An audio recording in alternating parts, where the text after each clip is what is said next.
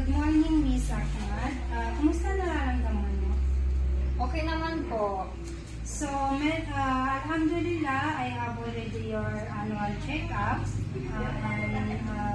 Salamat kasi na nandito ka para sa annual check-up mo. Bali, medyo okay naman po yung result ng laboratory mo, pero medyo mataas lang po yung BP mo, ma'am. Nasa 150/100. So regarding po dun sa BP ko, medyo may nararamdaman po kasi akong hindi maganda. Siguro po nagtitrigger nung paninigarilyo ko po. Yes po. Siguro po kailangan ko na po talagang huminto manigarilyo. So, that's good to hear, Miss Ahmad, and congratulations kasi mula sa dalawang pakete is naging 5 na lang yung mistake. So, alam ko na kayang-kaya niyo po huminto sa paninigarilyo. So, may plano po pa kayo na huminto sa paninigarilyo within 30 days? Yes po.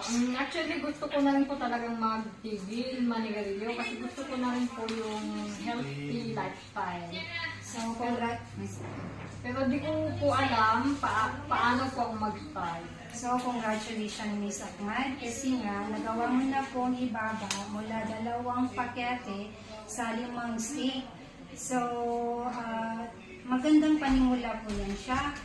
May suggest ko lang po, ma'am, is maganda po is kung sa special day mo, doon ka po pwede mag-start para memorable po sa'yo, mag-start po nito. Actually po, birthday ko po next week. Okay.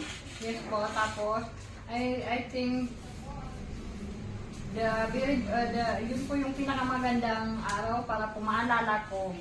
Yes, so para tuloy-tuloy na po kayong huminto sa paninigarilyo is I suggest na yung mga paraphernalia na ginagamit mo like yung ashtray, yung lighter, itapon na po ninyo yan para hindi na po yun makatrigger sa paninigarilyo. And kailangan din po is malaman ng mga kaibigan mo at saka ng pamilya mo para po sa support group na at least masabi mo sa kanila na willing kang huminto sa paninigarilyo. And kailangan din po, ma'am, na mag-exercise po kayo kasi ang pag-exercise po ay malaking tulong din po yan for your lifestyle para ma-relax ka din po.